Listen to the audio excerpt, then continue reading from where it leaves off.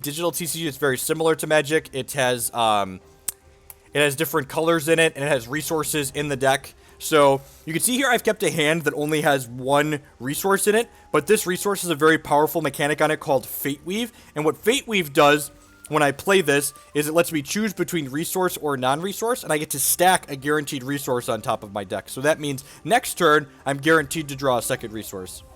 Hey, Serped with the brand new Twitch Prime subscription. Thank you very much. I really appreciate that. Subscriptions are the best way you can support my content here, so thank you and welcome. One of the best ways, or one of the interesting things that you can see about Hex 2 is that you can see my opponent and I have different portraits here, and we also have different starting life totals. So the picture I have here isn't just cosmetic. It affects how you play the game a little bit. So each person has what's called a champion power. So every time I play a resource, I gain what's called a charge towards my champion power down here. And basically every 7 resources I play, I get to generate a draw to. So I'm playing a control deck. So by the time I play my 7th resource, I'm often kind of running a little bit low on gas. So it kind of lets me generate some card advantage in the mid to late game. My opponent's champion for 4 charges, so every time they play 4 resources, it takes a troop or a creature from their discard pile that costs 2 or less and puts it back in their hand.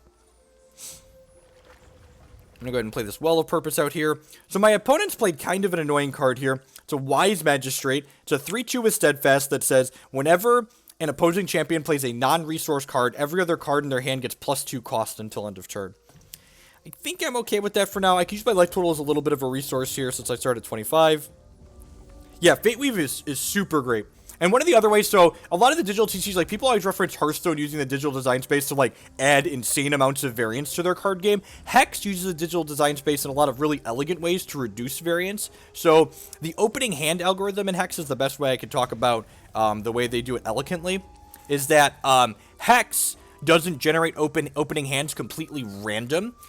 Hex uses a modified hypergeometric distribution to reduce the amount of mulligans that everyone takes. So using a modified probability distribution, they take the 10% most resource light hands and the 5% most resource dense hands, and they just eliminate them. They just don't generate them at all. So basically everyone mulligans 15% less than Hex, so you get a lot less non-games. Yeah, I have like a bullet list of the sweet things of Hex I like to pitch, because basically they just took Magic and they made it better. They took Magic and they used the digital design space to like remove a lot of the stupid things that are just like frustrating. Like Magic's a great game and like has a lot of really interesting aspect to it, but there's also a lot of things where you're just like, man, I really didn't get to play a game. I just like mulliganed and I died. Yeah, I think I really don't want to play a control deck in the first bash, and this is a control deck, so I think I'm going to play either the Empress deck or the Redlings deck. So we missed our 5th resource here, which, to be fair, we hit 4 resources in 4 turns after keeping a 1-shard hand, because Fate Weave is great. Clash of Steel lets each player choose 1 card they have and then voids the rest. So I could play that to take their William Rowan off the table, but I think I'm just going to pass the turn here. I'm probably going to Transmogrifade this William this turn, which turns their troop into a different troop that costs 1 less.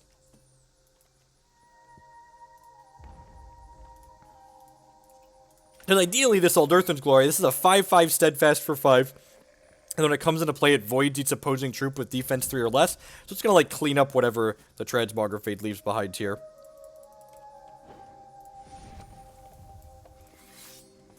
Yep.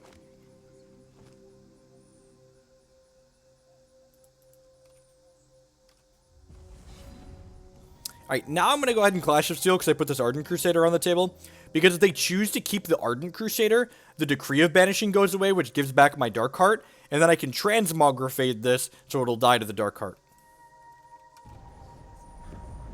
They gave me the Dark Heart back, sweet. So Dark Heart makes them sacrifice a non-socketed card every turn. So this Ardent Crusader was socketed, but now Transmogrifade turns into a random troop that's likely not going to be socketed like this. Nope, you can do things on your opponent's turn in this game. It's just like in Magic, just because Transmogrifade is quick doesn't mean I necessarily want to play it on my opponent's turn. So you can see here when my opponent plays a card, it goes on the middle of the screen here. And if I had resources available, which I don't right now, I could respond to this card with one of the cards in my hand that is a quick action or a quick troop. So I let this resolve. It's a priority-based game.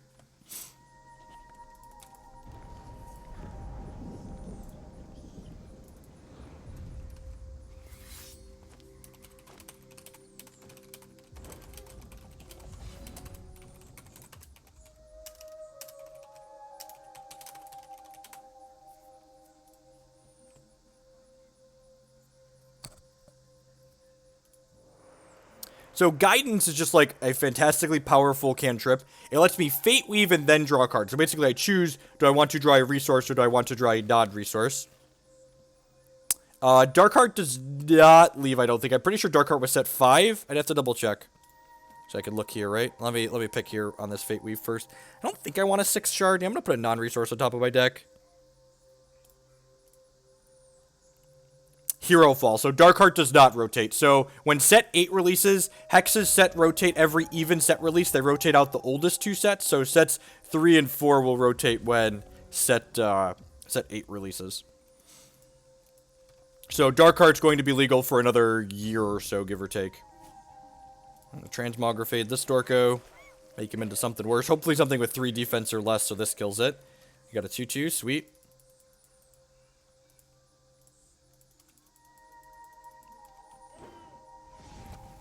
Yeah, plug that Hex set. Sight is great.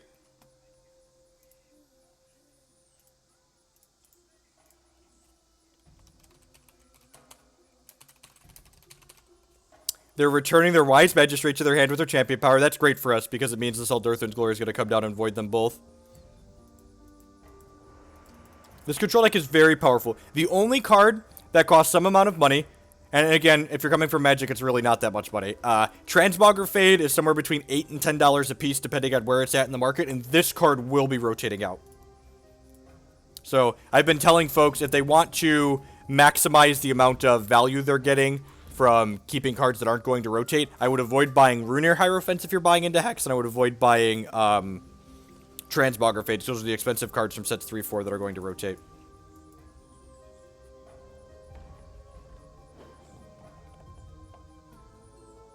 So my opponent played a card called Runebind here, which kind of delays my spell. This turns it into a Mysterious Rune, which says the next time a resource enters my hand, I get to revert and replay this Eldurathan's Glory for free.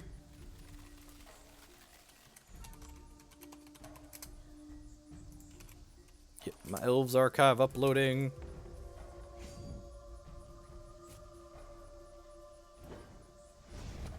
If you're interested in learning more about Hex, check out this How to Hex article. It kind of talks about some of the more important differences between Hex and Magic. It's geared towards people coming from a Magic background explicitly. And you could also, if you're looking to buy in on a reasonable budget, I have a bunch of budget Hex decks there as well. This is a 5/5. So this is kind of an interesting thing. So this card's obnoxiously powerful, right? It's a 5/5 with Steadfast and Swift Strike. So that's Vigilance and First Strike for the Magic players for 3 resources. But this is a card you can't actually put this in your deck. So when I mouse over this, you can see a line being drawn to my opponent's crypt. My opponent...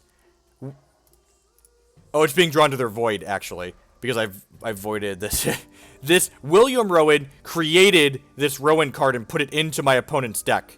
So then eventually they drew it. So you can't actually put this 3-cost 5/5 into your deck. I'm going to go ahead and Runebind this so I don't take a hit from it. It'll, again, this is the one that delays it until my opponent draws a resource.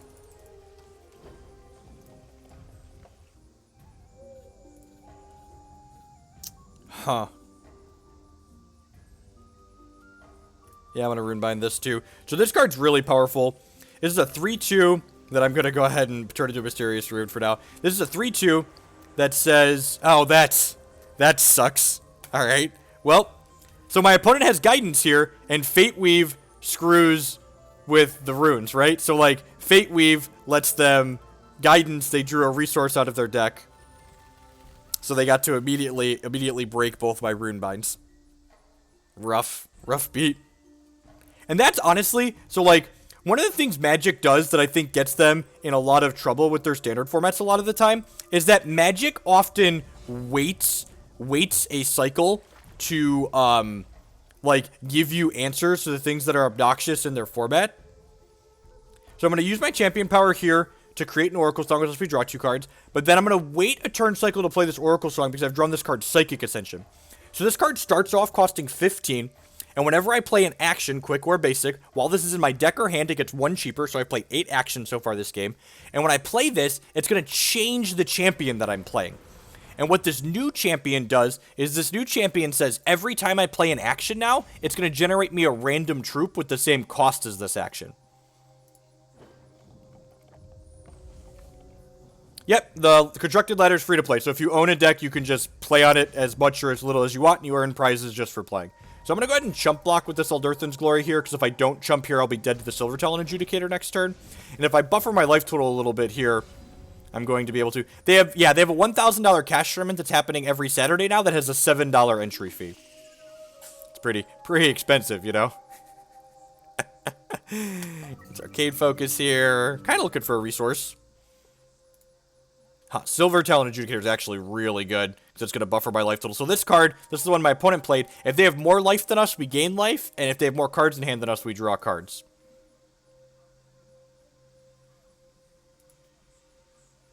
No, this only does 5. It's Swift Strike, not double damage.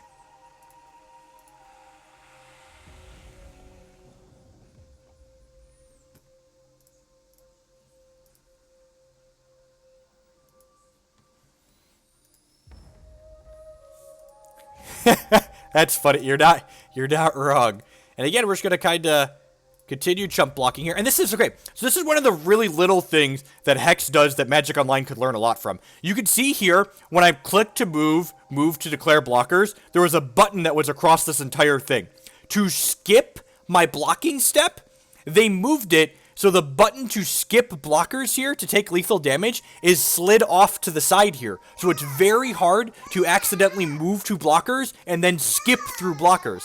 My hotkey that's set up to change phases doesn't skip my blocking step because that's just useful. It's like, there are so many of these little things that you can do to improve the user interface experience that, like, people are like, well, you're just an idiot if you skipped your blockers. You shouldn't have clicked through it. You should slow down. It's like, but you can make the interface different so it makes those issues happen less often.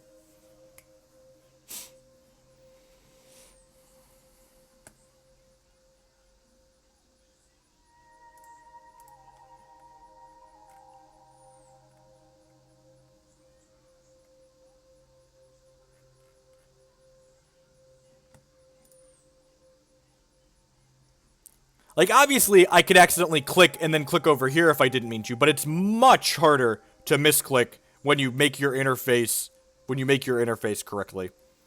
Looks like my opponent is disconnected here, unfortunately.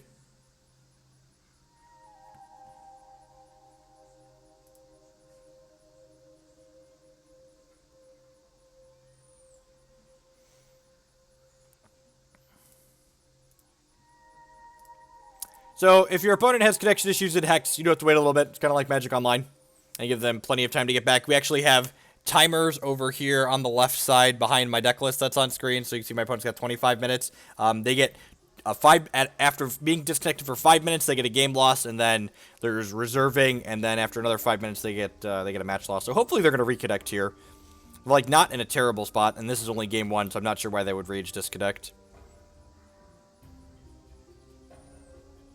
If a opponent could see our hand, they disconnect on purpose, right? Did anyone post in Discord that we're hexing?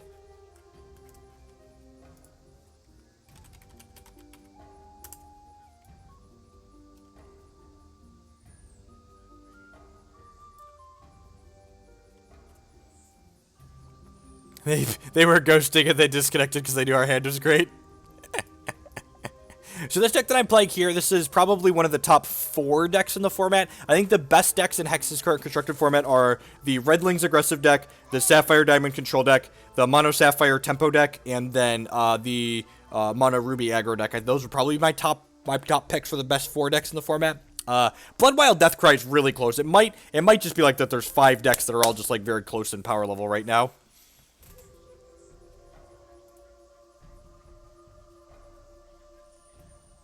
I think the Deathcry deck is fine. It's doing something objectively powerful, which is like what you want to be doing, right? Yeah, my opponent just having some connection issues here. And they're back. And we're back.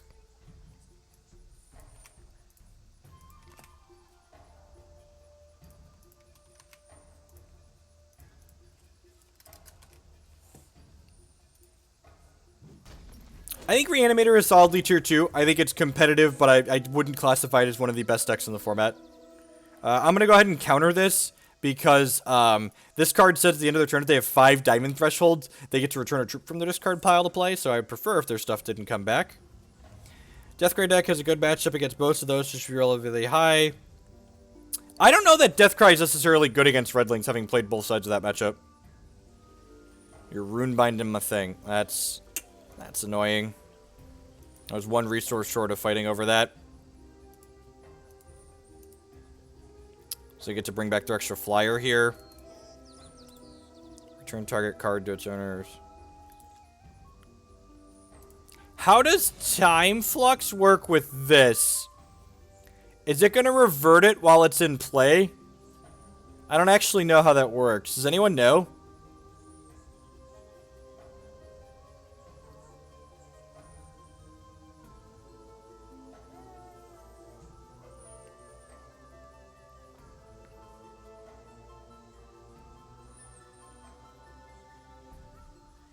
I'm actually going to do it here, I think, and get my Dark Heart back.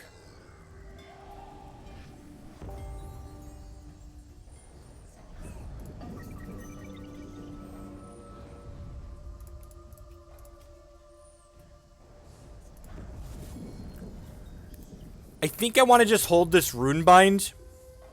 Let's hit my champion power, which gives me a random action. Confounding Ire, Wild, or Blood cards. That's not going to be very useful. I could use this Wind Speaker to exhaust this so I don't die this turn. Yeah, I think I'm just going to hold the Runebind up so they don't re-decree my Dark Heart.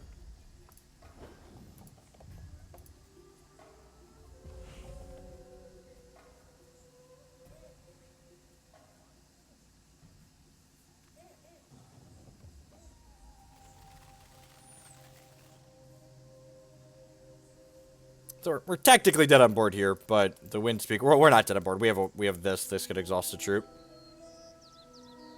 Oh, I forgot about that.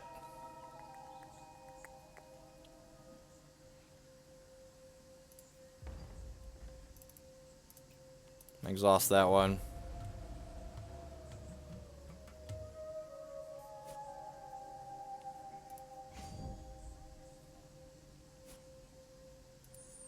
So we'll take 3 down to 1 here. The Silver Talon Adjudicator is going to be clutch. I'm going to Runebind this so it doesn't come into play. We actually have a pretty good turn next turn. No, I'm not going to Runebind the daughter. They're going to bring back... I want to keep the Dark Heart. Yeah, we know they have Decree. And actually, so this is sweet. So Nigan Lapidary, this card we generated, we get to... I'm going to sacrifice this 0-1. I get to use the Wind Speaker to exhaust this Rowan, which lets me hit them with the Lapidary. Which means the Lapidary is going to get to steal their Daughter of the Poet here, which is kind of awesome. It's kind of really awesome.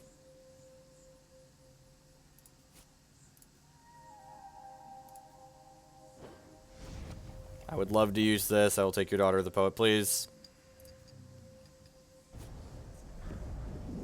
I don't have a 5th diamond yet myself, but we will at some point. Gain some life back here. Pass the turn to my opponent. They're going to sacrifice the non-socketed card. You no longer have Daughter of the Poet to grind through that. To grind through the Dark Heart. If we find one more diamond threshold, we get to start daughtering our own things back.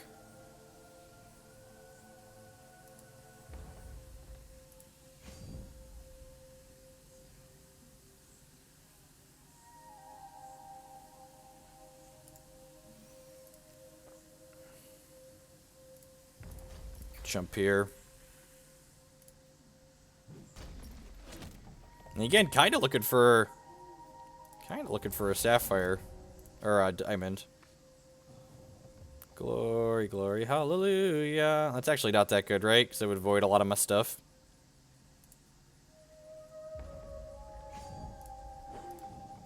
So I'll have to sacrifice a non-socketed card here. I wonder if they're going to sacrifice the Martyred Saint. Maybe I'm supposed to Runebind this. Because this card, when it dies, it turns into a saved soul. Interesting. Okay. And then when they draw an Ardent Troop, it turns back. So they drew an Adjudicator here. I really don't want them to draw cards, so... Let's go ahead and do this. Oh, this copies itself. Huh. Alright, yep, tag the Martyred Saint. Oh, right, because we had the Thunderfield Elder, right? So I have a bunch of Mysterious Roots.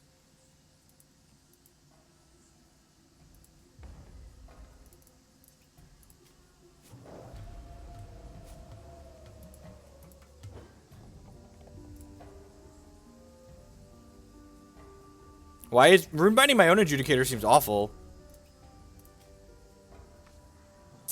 Ding, fries are done. So this means my daughter, the poet, is active. So we're gonna get it back a troop from our discard pile every single turn now. We have a Suffocate to counter. Yep, so this game, we are firmly in the driver's seat now. We were having kind of a close game here a second ago, but that generation and hitting this. Let's put this Thunderfield Elder back into play here.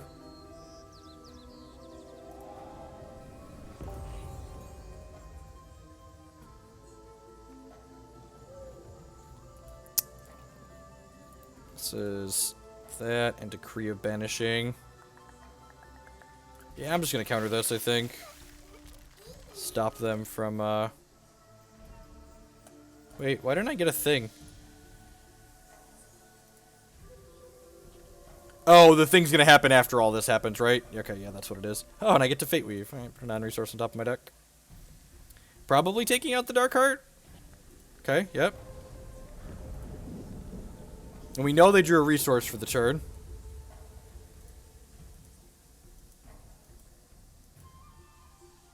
Because all their things came off.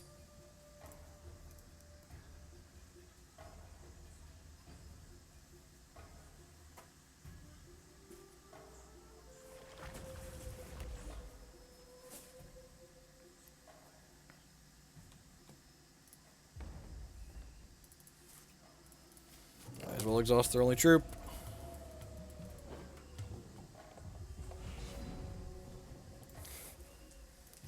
The old copy Clash of Steel.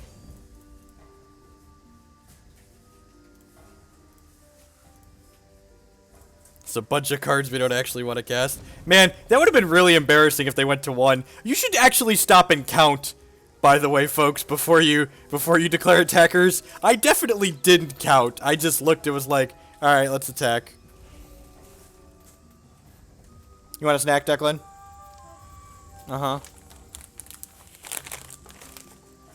Are there actually pretzels in here, or is this just garbage? No, there's actually some pretzels in here. Very few.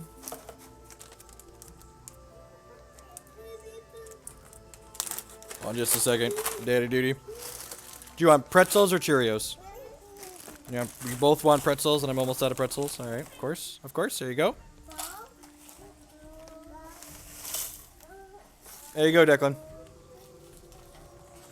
Here's your tablet, Jacob. Alright, opponent concedes while we're doing stuff with the kids. Alright, what are we doing in this matchup?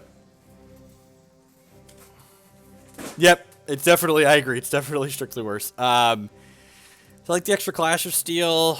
I don't love Weave into Nothing in this matchup. The Unknown seems a little bit medium, too. Dread End seems fine against their mid-range troop deck. Is Diamond's Favor okay? Probably not. A lot of times they have extra cards in their head, so Silvertel and Adjudicator's fine. I think I'm just going to submit like this. I guess Totem Trap's not terrible if they have a more aggressive start. I'm going to trim it into the Unknown.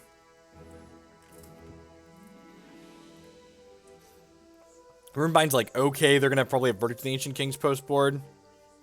Trim a Sight.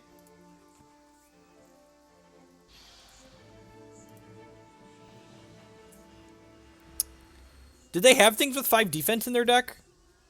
A lot of times they board out Decree because Decree's not great against Dark Heart. If they have Decree in post board here, I'll bring in the Diamond's Favor if we have a third game.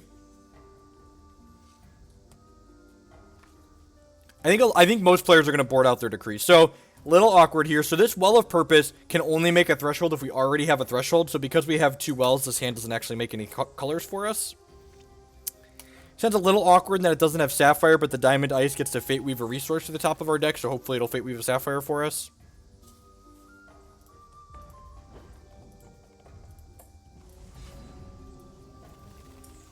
Looking for a Sapphire. Ice, ice, baby. Boo-doo-doo-doo-doo-doo.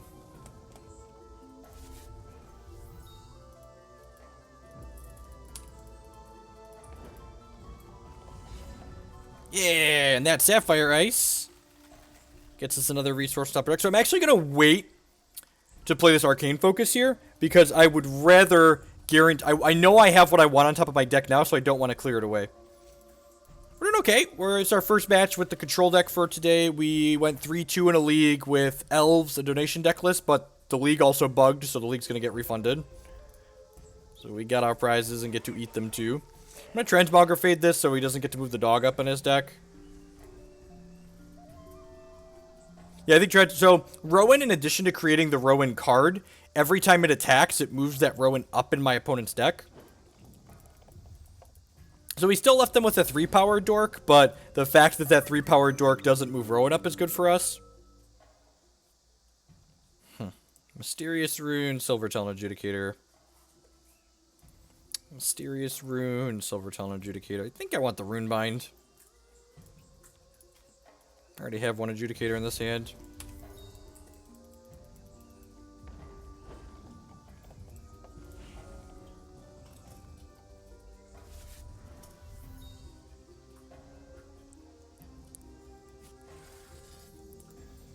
Bowie Starlight. Alright.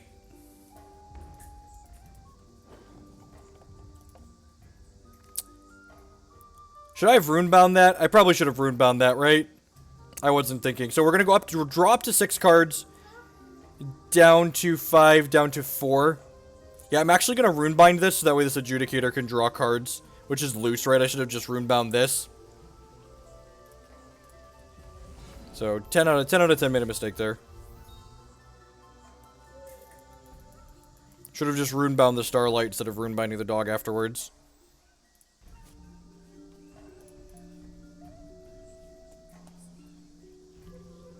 Wow, that's fucking holy crap! Did we get punished? I just want to concede. I want to concede. We got so punished. They Cosmic Calling and took nothing to deny us the draws, and they wouldn't have been able to do that if I would have just. Wow, that's a fucking tilt. If I would have just runebound the right thing.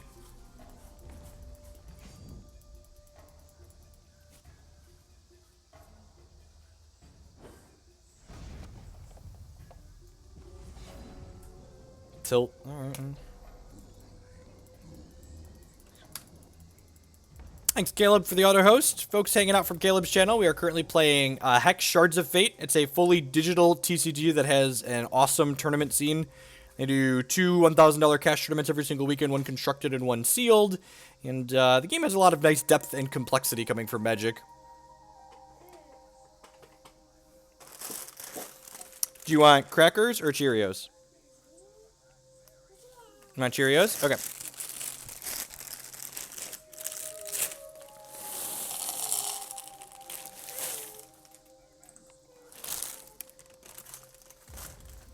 Man, do they not have a removal spell here? That'd be so good for us. I'm gonna block here. There's a non-zero chance they have a Totem Trap, but like if there's a Totem Trap still in their deck, like more power to them. They're probably just looking for a removal spell. Yeah, plus the client looks very nice. And they have 0 downtime patches. Yeah, let me tell you a story about 0 downtime patches. They should just be the standard for everything, because 0 downtime patches are great.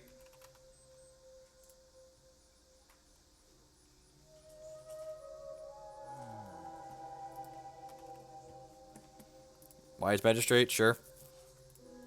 Daughter, sure. Man, if we hit a non-slow shard here and get to Eldurathan's Glory and clear these dorks out. Unfortunate. Alright, we're going to play this, and again, Guidance guarantees we hit our resource this turn, because if Fate Weaves before cantrips. Perfect. I'm going to focus before I play this Ice, because again, I don't want to mess up whatever I put on top there. Transmogrifade is fine. I'm going to put another resource on top of my deck. I wouldn't mind working my way towards 7 resources to be able to activate my champion power. And I need a second Sapphire to cast this Dreaded at some point.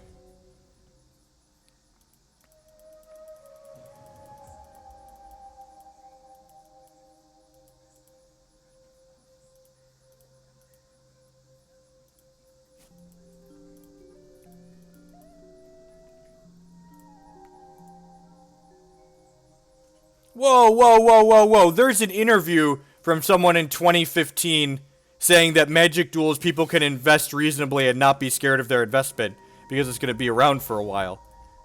Are you telling me that they lied? Why would they lie to us? I don't understand.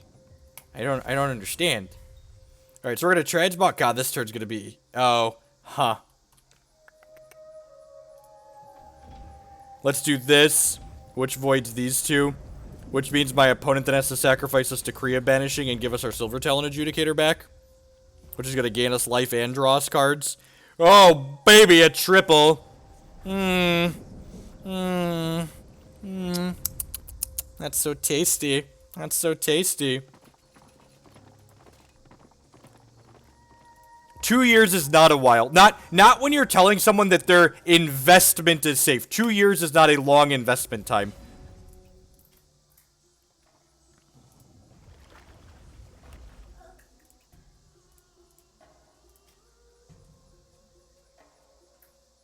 Proactive optimism. That owl is real good. You're not wrong. Huh. So I could just...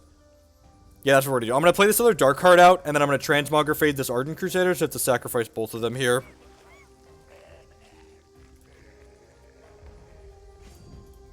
Attack them with the bird. We're gonna lose our bird next turn to the dark cards, but they're about to lose their board, so, you know, God bless. They have to sacrifice 2 non-socketed cards on their turn.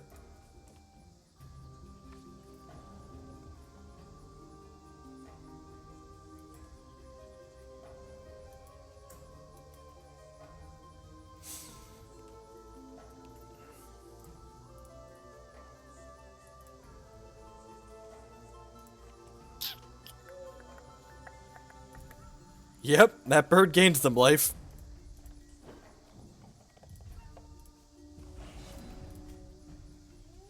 And they did leave Decree in their deck, so if by some miracle of God we manage to lose this game, we will board in the Diamond Favors for the last one.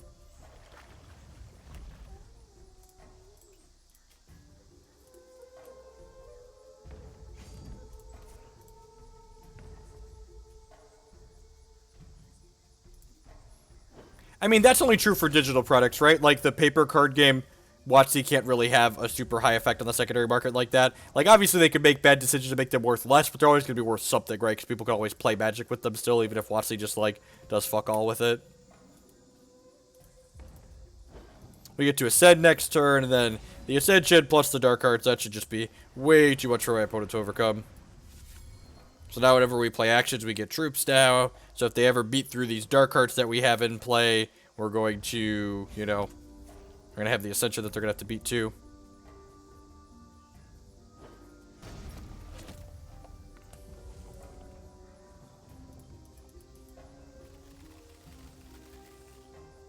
Yep. The only games you really lose post Ascension are like the ones where like your opponent was able to pressure you. So like again, we're a control deck. It's our inevitability card. Like at some point we're going to win with this Ascension if you don't kill us fast enough. So you know, aggro deck better do aggro things, or they're gonna lose to the control deck. Interrupt target troop. All right, that'll be useful at some point. The old 8-ball a turn. Go. Clock is fairly quick.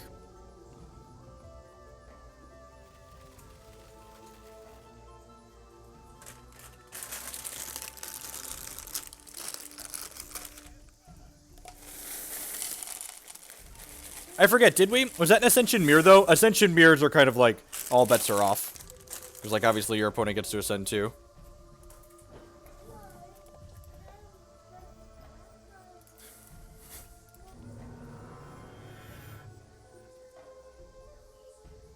Counter your thing.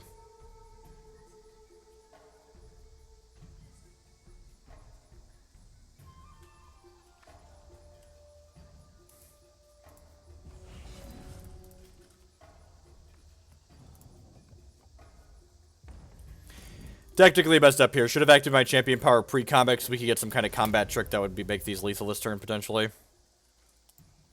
Transform target artifact you control into a Warhulk.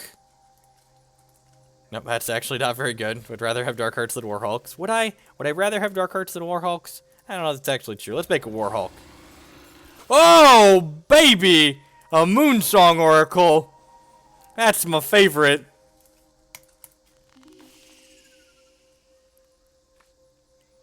So Moonsong Oracle, when it comes into play, it transforms every card in their hand into an Oracle song. Frostlock! That's rude.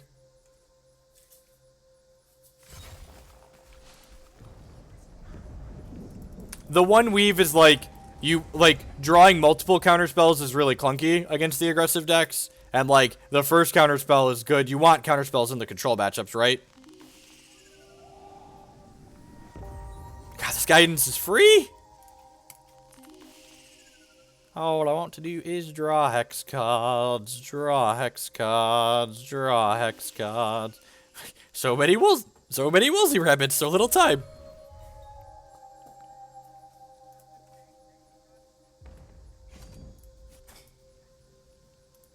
If we kill Frostlock, that's funny. That's true and funny.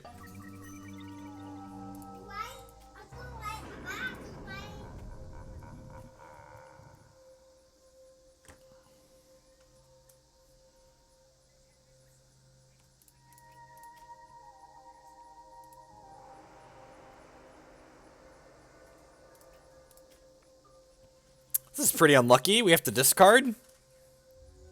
Just the unluckiest. Probably should have played that free guidance. We've got some Runebinds here. Probably gonna win the game. Yep, you have a daughter. That's fine.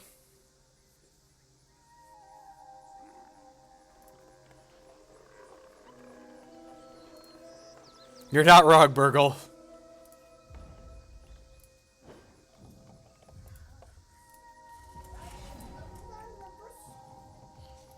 Alright, into the unknown. Pick it up. Need help?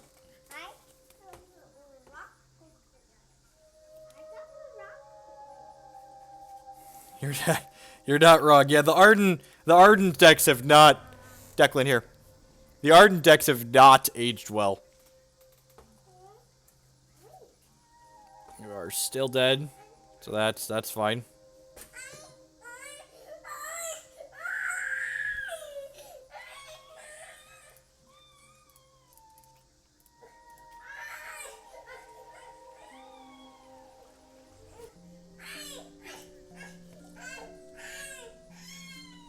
We used all of our resources, Burgle. We were casting Oracle Songs. But it is dead. So, you know, the Sapphire Diamond deck is very good. But it's tough for laddering. Like, that was a 40-minute match. You're going to win a lot if you're good with this deck. But it's going to take you a little while. We're ranked 7 on the constructed ladder? Single-digit ladder ranking? We so good? We so good at Hex?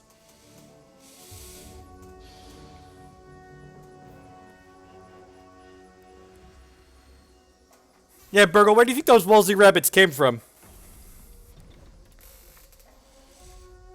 So, Yasti's actually the person who top-8'd the last CCS with the Empress deck, so they're likely playing Empress here. Stack some resources on top of our deck to get going here. Definitely want to hit some of those. This is good. I actually haven't played this matchup in the new format. I feel like Runebind probably makes it a little bit hard for us.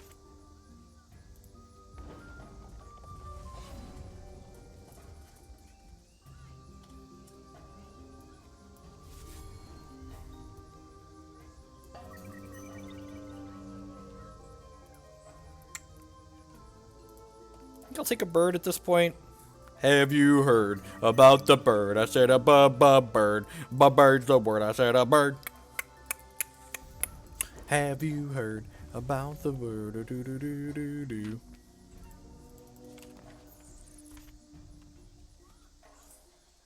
You're not wrong, Microbud.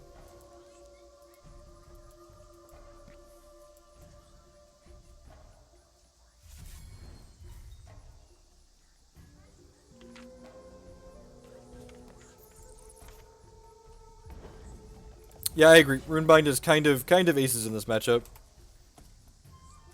Plays out. I think I just want more resources at this point. I think I want to just like hit my first like 7 resource drops ideally here.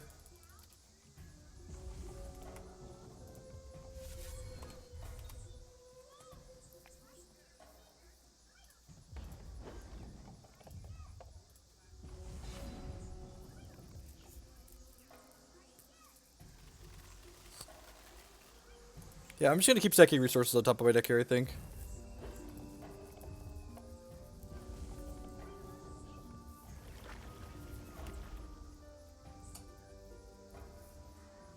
That was a well of purpose, so they're trying. Are they not playing Empress?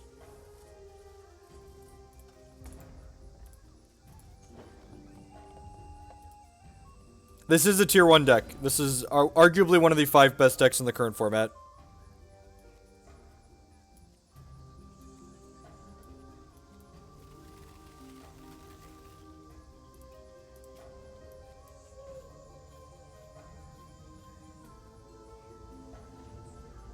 Okay, so opponent is not playing the Empress deck that they top into the CCS with.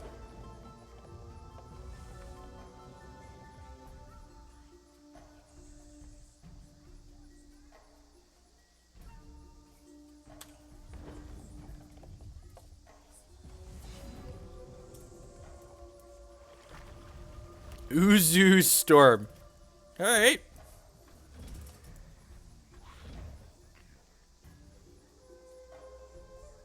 Yeah, I don't want to assume we know what they're doing at this point. I'm just playing this out as a 5-5 because it seems like they're probably doing something unfair, so I'd like to just, like, attack them to death before they kill us. I still have Tribunal Magistrates in my board, right? I believe I do. When's the next rotation? So, with set 8, the oldest 2 sets will rotate out, so about 4 months from now. The only card that will be rotating out of this deck that costs any amount of money is Transmogrifade. Transmogrifades cost somewhere between 8 and 10 bucks a piece. Everything else will still remain legal. This is still legal, right? Yeah, Hero Fall.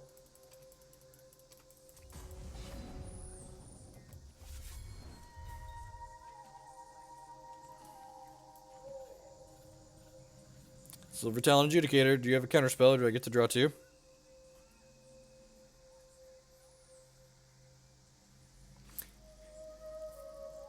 I probably want to Into the Unknown this Syzygy, right? Like, if you have Syzygy in your deck, it's probably really important to your deck to have that in play. So I'm gonna, during their ready step, I'm gonna Into the Unknown this. I don't know that I'll be sad. Like, I'm looking forward to other interesting control finishers, right? Like Candlelight will be more playable when PA rotates. Things like that. We used to play Relentless Corruption back in the day. What is going on? I don't understand. I don't understand.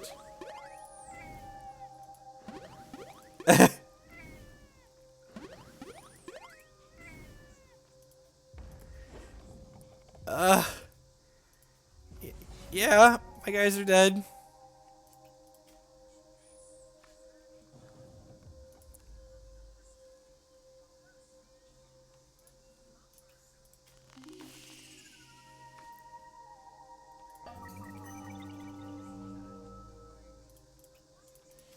And again, just cantripping on through here is kind of fine, right? Because, like, it's taking my Ascension down.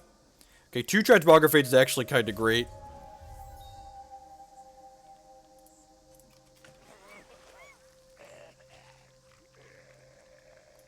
These are going to turn into non-socketed things that then these 2 are going to make them sacrifice. So they're only going to have 8 power here. Yeah, right? Why is there Syzygy in their Darkheart deck? They have Empress, too? That's really weird. I guess I'm taking that. Go. We're taking 12 this turn, so we're dead in 3 at least instead of 2.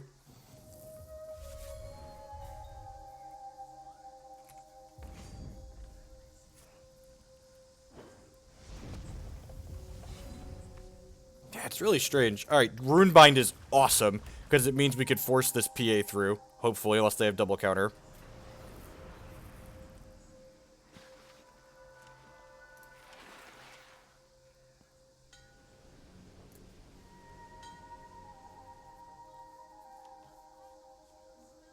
I love having data.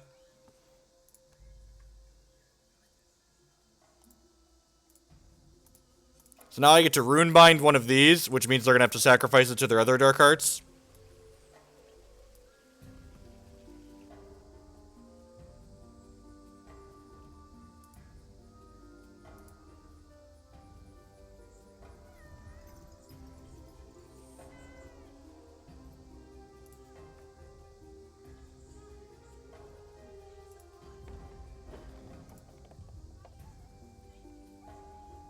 Wait, where did the... Was the Cloudwalk range? Oh, it was the Scissors. Like, where did the Cloudwalk come from? Why is that their deck?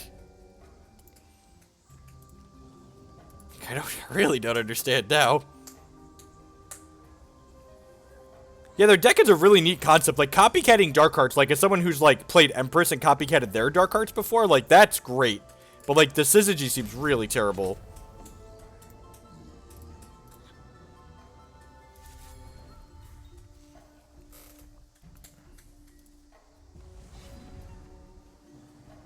Alright, what do we get? That's pretty good. So this is a real Dark Heart. So I get to void this, get a Daybreak.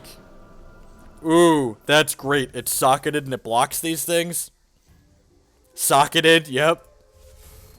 Man, we are running hot.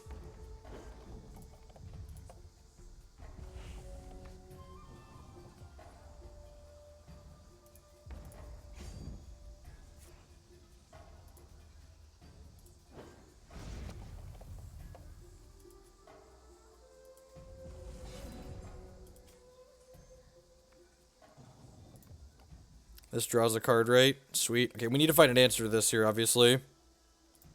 Air Evolution? Okay, that's kind of fucking awesome. So we're gonna Air Evolution this Lapidary. Hide and Seek. That's rude. God, these Syzygies are just like ranching us, huh? Oh, it just put it right back into my deck. Alright, sure.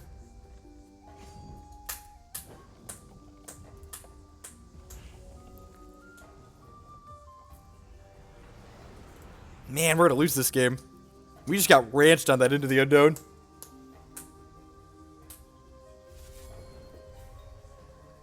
what's funny is, like, now that I know what their deck is, like, I'll never Into the Unknown a Syzygy most likely, because, like, the only way they're winning these games is, like, with Dark Hearts, right?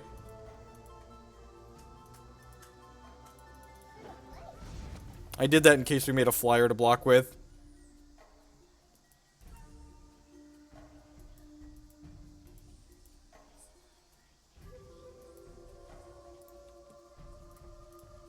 So we got one draw step here.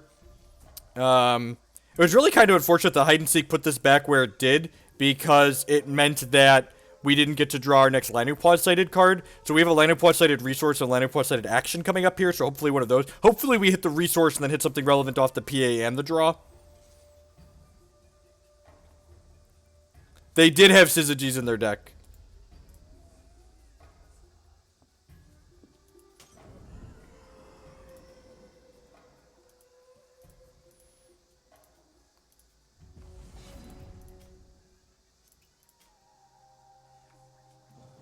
Okay, there's the first thing I wanted. That's fucking awesome. This makes a copycat, which lets me copycat this, which turns their thing back into a copycat. God, Hex is great. Have I mentioned that I love Hex? This game is fucking awesome. Yeah, sure. This might be a little aggressive. If they hit something good here and here.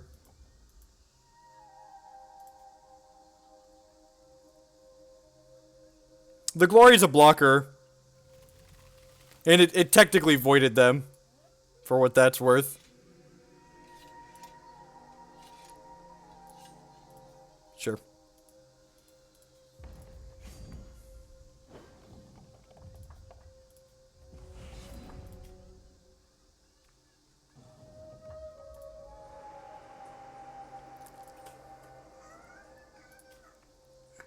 We got a Valor. So we could use this Valor Rising now on something. That's kind of sweet.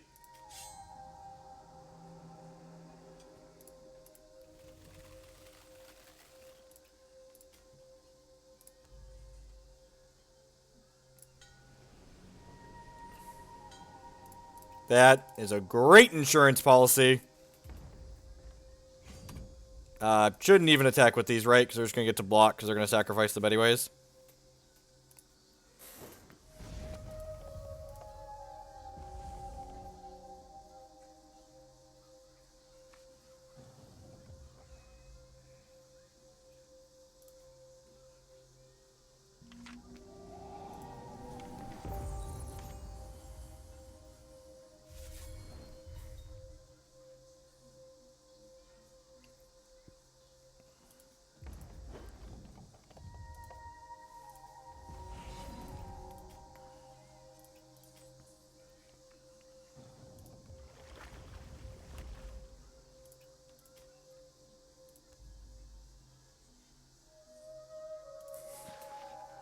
Sure. Why not?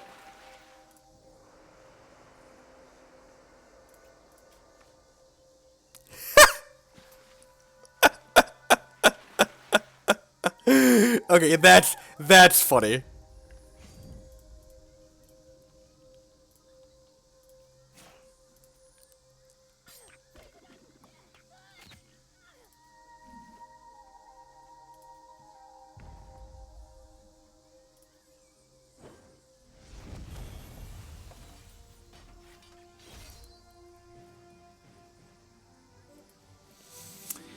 Alright, so verdicts in, weaves in, Tribunal Magistrate in, Mad Robomancer in. I'm gonna put Fate Weave and Action on here.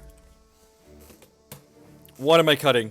Transmogrifade seems fine. Clash seems pretty bad. I'll trim one of these. Do I want... Glory seems pretty terrible, right? Do I trim it into the unknown, maybe? Want the extra Lanupaw sight.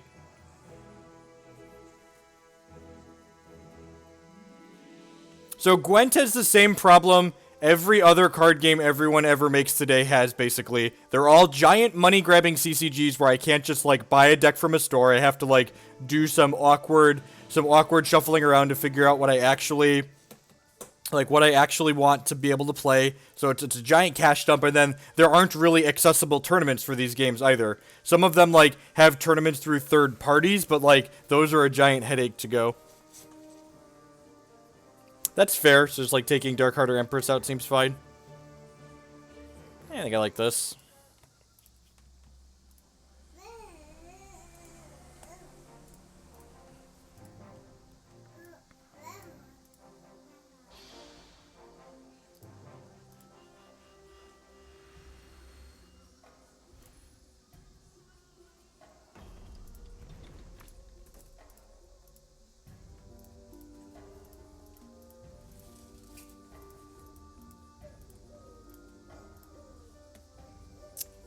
Stands fine. It's got one resource, but it's got double guidance.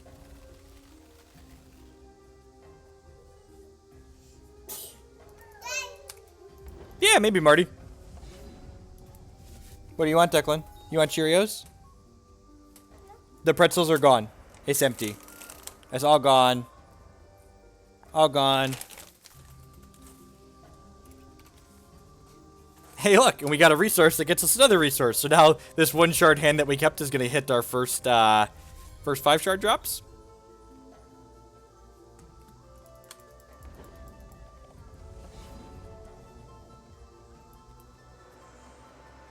Grab a resource here.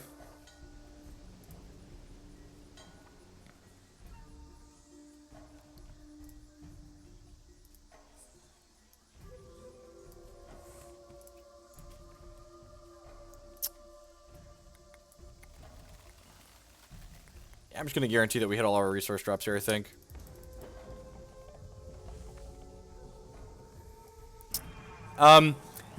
Play the things that we played against previously, that stream's not going to be able to happen until, I think I'm supposed to Into the Unknown this. I know it didn't work out for us last time, but I'm pretty sure we're just supposed to take them off this card. I feel like they're going to gain a pretty sizable resource advantage. What's the talk here, fam? Is it reasonable to take them off of this? Yes, no, or maybe?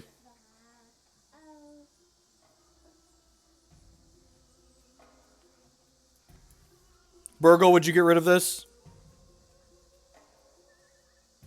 I know, like, we kind of got railed by it last game, but, like, I think it's objectively correct to take them off of these syzygies.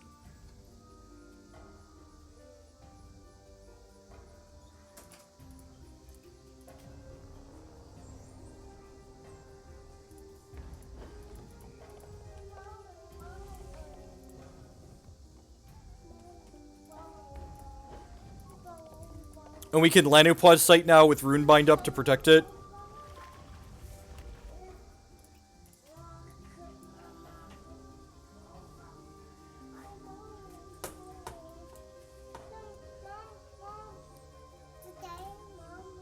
Well, that just resolved. God bless.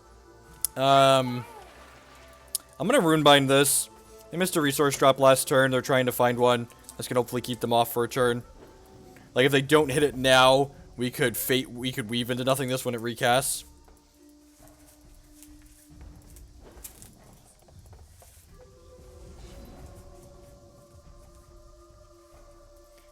Burgle, have you ever kicked someone while they're on the ground? I feel like you haven't. I feel like you should try kicking people while they're down occasionally.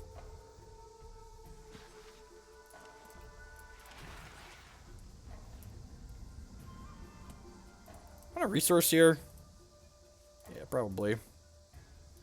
I can play Mad Robomancer with Runebind up.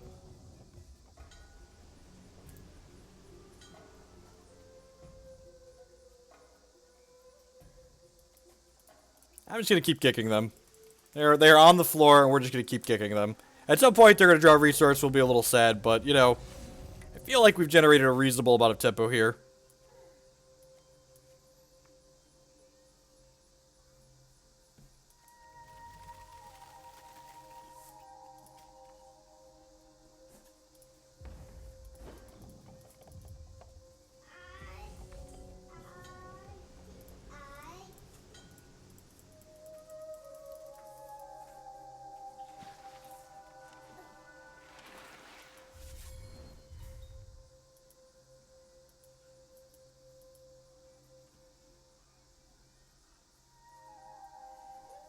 That Fate Weave resource had draw a card on it, Tom. So that wasn't a mistake. That wasn't a mistake. I wish I could pull it up so I could show it, but that Sapphire Ice had draw a card on it. So it was drawing whatever it Fate Weaved immediately. Just like this one is.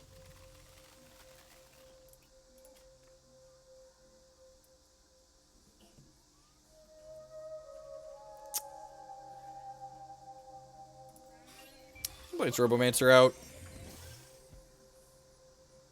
Alright, this has Fate Weave. God, that's good. That's great.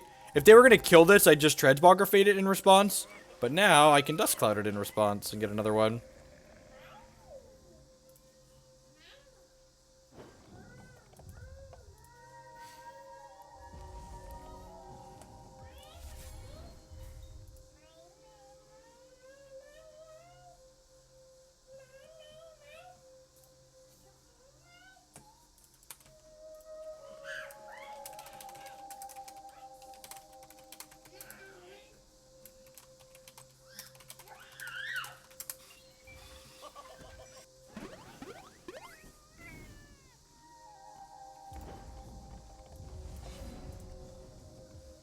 Okay.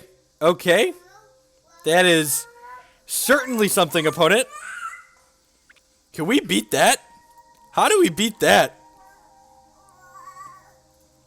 With our own Robomancer, I guess? Man, this game's about to get real messed up. I guess I actually kind of want a resource here, right?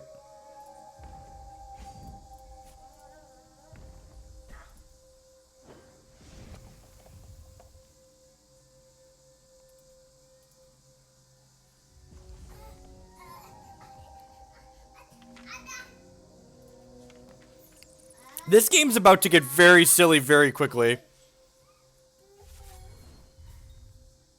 That's fair, Burgle. So let's just, like, hit more resources here. And I feel like I am a huge advantage there, right? Because, like, my Mad Robomancer is Fate Weave.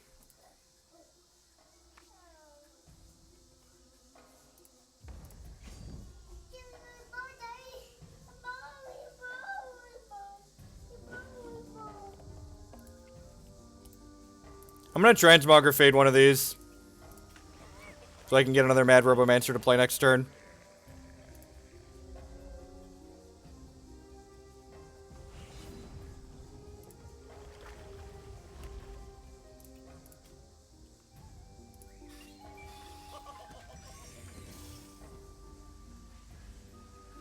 And I have Verdict to fight over his counter here. I'd like to put a resource on top of my deck. Yeah, putting Fate Weave on these seems great. This actually seems great, too. It's going to give me another Mad Robomancer back here.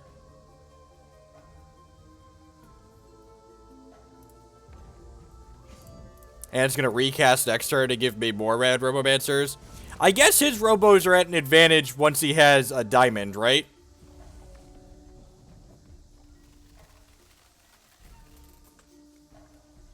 I should have swung all. Yeah, you're right. You're right. I should have swung all.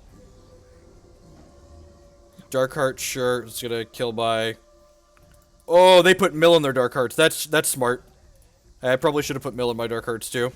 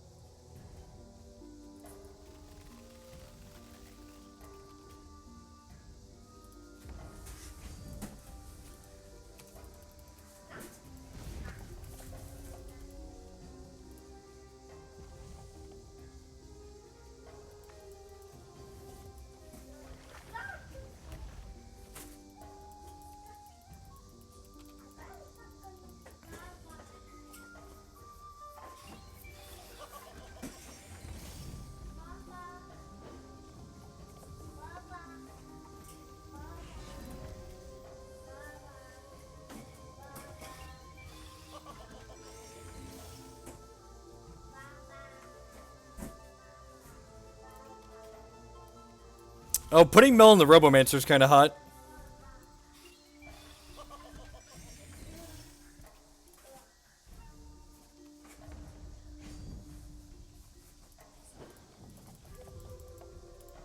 What does this have? Minus cost and berry.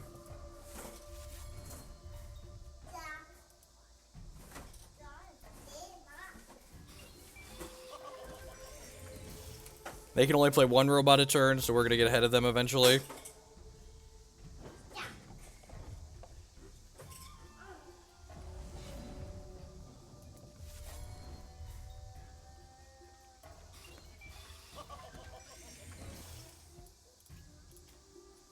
We're just going to stack a bunch of resources on top of our deck here. Chill's pretty decent because it makes a copycat. Conceal is kind of awesome. We're going to wait and make sure that one resolves.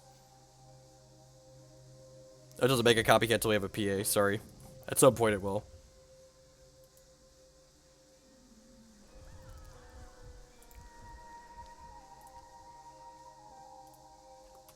And this deny is currently free. I have a couple Mad Robomancers in my hand here.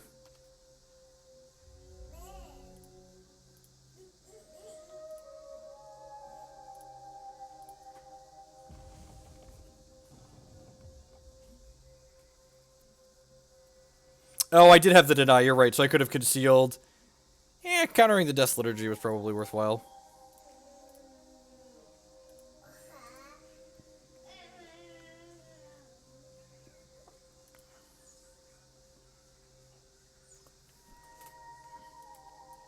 And, like, that's one of the interesting things, like... So, like, the random action generation, on average, you're getting a lot of chafe, right? So, like... You're having to think and play with cards in sequencing that, like, you're not used to because of how good and bad some of these things are. Do I care about that? I probably don't care about that, right? Like, I just have a bunch of random crap. Yeah, this is standard. This is Hex's standard format. That was the Syzygy. Yep. Alright, they got 15 cards. Go, go, go.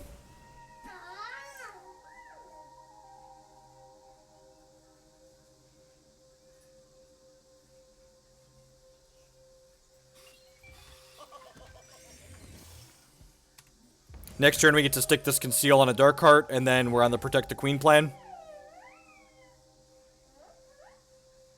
going to play a Mad Robomancer. I'm going to Conceal. That's 7, 8, 9, 10, 11, 12. Yep. We're down 20 seconds on clock right now. We both have 20 minutes, so we both have a lot of time. So I keep Fate Weaving resources at the top of my deck because eventually I would like to be able to play 2 and 3 Dark Hearts in a turn. Lunacy's pretty good. That might actually be relevant. Oh, this gives it an extra power, too. Nice.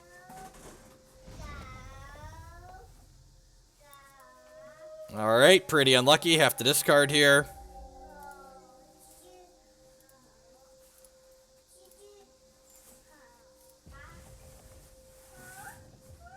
So for those of you that never played with Mad Robomancer before, Mad Robomancer says whenever you play an action, you create a replica of him and put him in your hand. So basically, every time I play an action, I get a new Robomancer in my hand for every Robomancer that's in play. And my opponent also has Mad Robomancer going. And the Mad Robomancer is a socketed card, which means that it is customizable. And the customization we have it is when you play it, you get an action. And you can see us both, whenever we play an action, our hands just go, Robomancer! Oh, I should have. Actually, letting them Fate Weave is fine because I can Lunacy, right?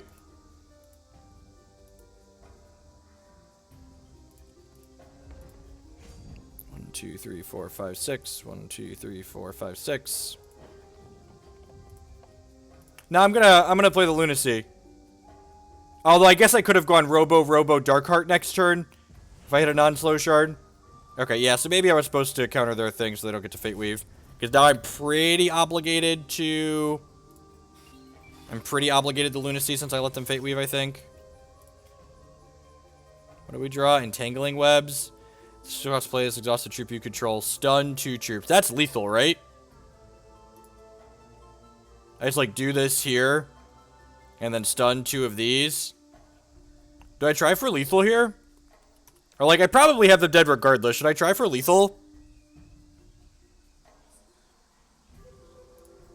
I'm gonna do this and see if I hit, like, a Verdict or a Counterspell.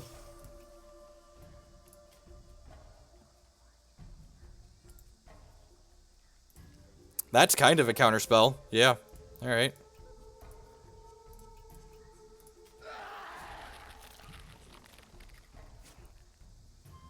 Yeah! Lethal! Yeah! What sweet, interesting games of Hex. And that's why the control deck is real appealing, right? Like, it's... There are no equivalents to Planeswalkers in Hex, which is why control decks are playable and the format is enjoyable. Fuck Planeswalkers. Oops, did I say that out loud? Thank God, right? Exactly.